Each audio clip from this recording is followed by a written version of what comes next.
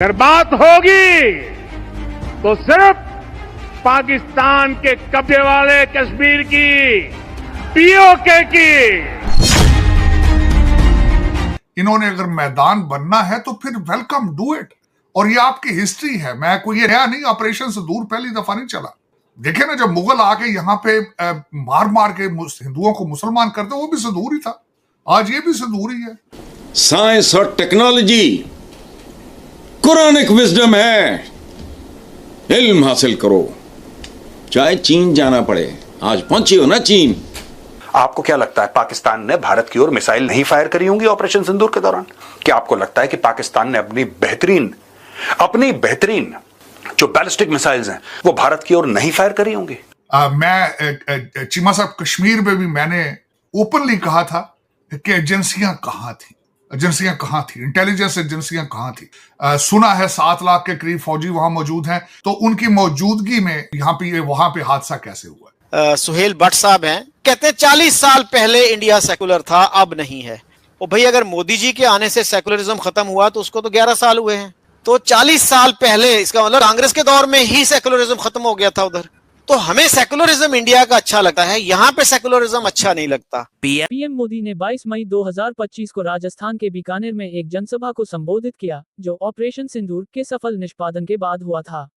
इस ऑपरेशन के तहत भारतीय सशस्त्र बलों ने पाकिस्तान और पाकिस्तान अधिकृत कश्मीर में स्थित 9 प्रमुख आतंकवादी ठिकानों को मात्र 22 मिनट में नष्ट कर दिया था। ये कार्रवाई 7 मई को हुई थी और इसे परफेक्ट स्ट्राइक बताया गया था। पीएम मोदी ने पाकिस्तान को चेतावनी देते हुए कहा, अब न व्यापार होगा और न ही बातचीत, सिर्फ पीओके पाकिस्तान अधिकृत कश्मीर पर बात होगी। उन्होंने ये भी कहा कि सिंधु जल संधि पर रोक लगे रहेगी। भारत के नदियों का पानी भारत में ही बहेगी, पाकिस्तान चाहे वर्ल्ड बैंक के पास जाए या यूनाइटेड नेशन में नाक रगड़े। पीएम मोदी ने फिर चेतावनी देते हुए कहा कि भारत में यदि कोई आतंकवादी घटना होती है तो भारत उसे पाकिस्तान की ओर युद्ध माना जाएगा। ताड़ साहब, ये पाकिस्तान को तो फोर्स कर रहे हैं अभी, देखिए मोदी साहब तो अभी भी तड़ियां लगा रहे हैं, धमकियां दे रहे हैं। ताड़ साहब एक बात बताऊं वैसे आपको, पाकिस्तान नहीं ये धमकी लगा सकता। पाकिस्तान धमकी लगाए तो उन्होंने कहना लो जी ये न्यूक्लियर मुल्क है, धमकियां लांदा है, हालात खराब कर रहे हैं। इंडिया जो मर्जी करे। ताड़ साहब इस बात में डिफरेंस है। एक सवाल और इसमें ऐड कर ले। आज भी सागडार कह रहे थे हम भारत से बात करना चाहते हैं, वो बात ही नहीं करना चाहते। मतलब ये पाकिस्तान कहता भी क्यों है तारा साहब, जब वो आपको मारते हैं? आपका नाम भी नहीं लेना चाहते वो तो पिछले 6 साल से आपका नाम लेने से इनका हमारा स्टैचर नीचे हो जाता है। सागडार क्यों कह रहा है कि हम बात करना चाहते हैं?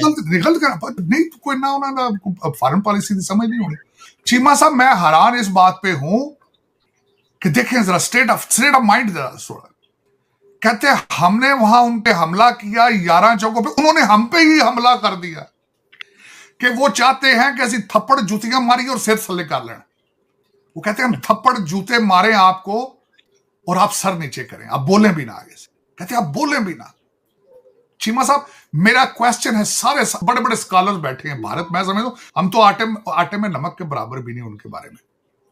हम लोग तो अभी पढ़ रहे हैं चीमा साहब टेक्सला के बारे में, मैंने तो अभी किताबें पढ़ना शुरू की, मैं वो आखिरी उम्र में आ गई। चीमा साहब, को एग्जिस्टेंस के बगैर गुजारा है इनका? ये किस पॉलिसी के जरिए 25 करोड़ मुसलमान, ये भारत के अंदर पाकिस्तान बनाना चाहते हैं? वो 25 करोड़ लोगों को किधर निकालोगे? क्यों सुबह शाम उनको थप्पड़ मार मार के कहते हो कि अपना सर्टिफिकेट निकालो, भारत अपनी जेब से निकालो कि तुम वफादार हो? कश्मीर आप रखना चाहते हैं, कश्मीर आपका है, लेकिन आप कश्मीरियों को पसंद नहीं करते। आप चीमा साहब, आपकी कौन सी अदालतें हैं जो विजय शाह के लिए डिफरेंट स्टैंडर्ड है, वो प्रोफेसर महमूदाबाद के लिए डिफरेंट स्टैंडर्ड है आपका? विजय शाह जिसने एक कर्नल जो यूनिफॉर्म में है उसको दहशतगर्द की बहन बना दिया है, उसके लिए अदालतों का स्टैंडर्ड ही अलग है, उसको कोई पूछता नहीं। ये कैसा डबल स्टैंडर्ड? आपका क्या ख्याल है वो 25 करोड़ या 20 करोड़ मुसलमान जो इस वक्त, उनकी फीलिंग्स क्या? जरा पूछे, कभी उनसे भी तो पूछे यार, are you happy here? Are you, ये महमूदाबाद जो केस है, व्हाट आर योर फीलिंग्स? उनसे ये तो बार बार पूछा जाता है ना कि सर्टिफिकेट निकालो, तुम वफादार हो, तुम यहां किस तरह रहना चाहते हो इस मुल्क के अंदर? उनसे ये भी पूछे what you think about Vijay Shah and what you think about Mahmudabad, the lecturer, the professor. उनको ट्वीटें उनके सामने रखे, मैंने बार बार उनको ट्रांसलेट करके पढ़ने की कोशिश की चीमा साहब, फिर स्टेटमेंट देखी विजय शाह की, उनकी स्टेटमेंट क्या है, लेकिन बस ठीक है, लेकिन अगर आप भारत के अंदर पाकिस्तान बनाना चाहते हैं, बस हद शौक बनाए, आप मारे जूते उनको। मजबूरी, उनके पास चॉइस क्या होगा? जब एक कौम को, किसी को रिलीजियस टॉलरेंस के बगैर आप चोक करेंगे, अल्टीमेट उसका रिजल्ट बता देंगे, आज नहीं 50 साल बाद बता दें क्या रिजल्ट होगा उसका। आप कश्मीर रखना चाहते हैं, लेकिन कश्मीरी निकल के भाग जाए वहां से, और घर वापसी कर लो, मारो जूते इनको ले जाके मंदिरों में कन्वर्ट करो इनको। मैं तो कहता हूं, मैं कौन सा माइंड कर रहा हूं इन चीजों को। अगर मुगलों ने किया है सारा कुछ, आप भी कर लें। अगर this is what pleases you, do it. If you can do it. आप कोशिश तो कर रहे हैं, लेकिन स्पीड अप करें।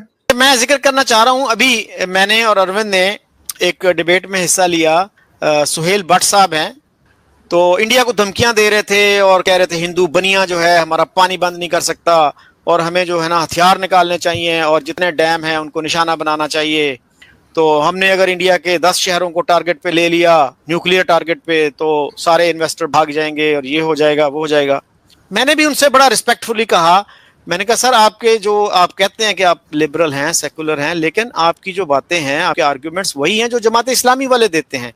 एक तरफ वो ये कहते हैं कि जी मैं लता मंगेशकर का बड़ा फैन हूँ, मदन मोहन का बड़ा फैन हूँ, और दूसरी तरफ वो ये कहते हैं कि जी इंडिया ने 1971 में India committed the greatest act of terrorism against Pakistan, और कहते हैं 40 साल पहले इंडिया सेकुलर था, अब नहीं है। और भाई अगर मोदी जी के आने से सेकुलरिज्म खत्म हुआ तो उसको तो 11 साल हुए हैं, तो 40 साल पहले, इसका मतलब कांग्रेस के दौर में ही सेकुलरिज्म खत्म हो गया था उधर। तो हमें सेकुलरिज्म इंडिया का अच्छा लगता है, यहाँ पे सेकुलरिज्म अच्छा नहीं लगता।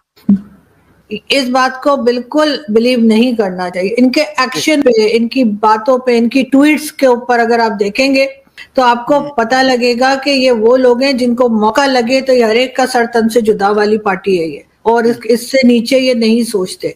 तो अनफॉर्चुनेटली पाकिस्तान की सोसाइटी बनाई ऐसी गई है। पाकिस्तान में कभी जुल्फिकार अली भुट्टो आके अहमदियास को काफिर बना देते हैं, तो कभी ज़िया-उल-हक आके पूरा माशरा जो है वो कहते हैं जी इस्लामिक है। बीच में शॉर्ट टाइम के लिए जनरल परवेज मुशर्रफ है, मैं कोई मुशर्रफ की फैन नहीं हूँ, लेकिन थोड़े मॉडर्न आदमी मुझे लगा कि वही आए थे।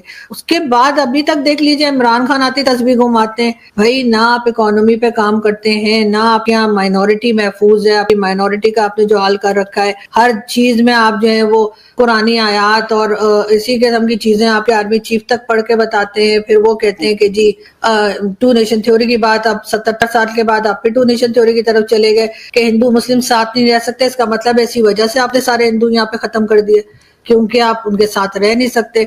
जब इस पे बात करें तो फिर वही आ जाता है कि ये तो कंट्री के खिलाफ बात करते हैं, ये तो ऐसे बोलते हैं। सर कुछ नहीं हो सकता हमारा मतलब जैसे कहते हैं ना, हमारी कोई चीज सही होने की तरफ मुझे तो जाती हुई दिखाई नहीं दे रही। तो यही है ना जिसको कहते हैं ना सेल्फ राइचियसनेस, के हमें अपनी मॉरल सुपीरियरिटी का बड़ा जोम है कि हम अखलाकी तौर पर पूरी दुनिया से बेहतर हैं।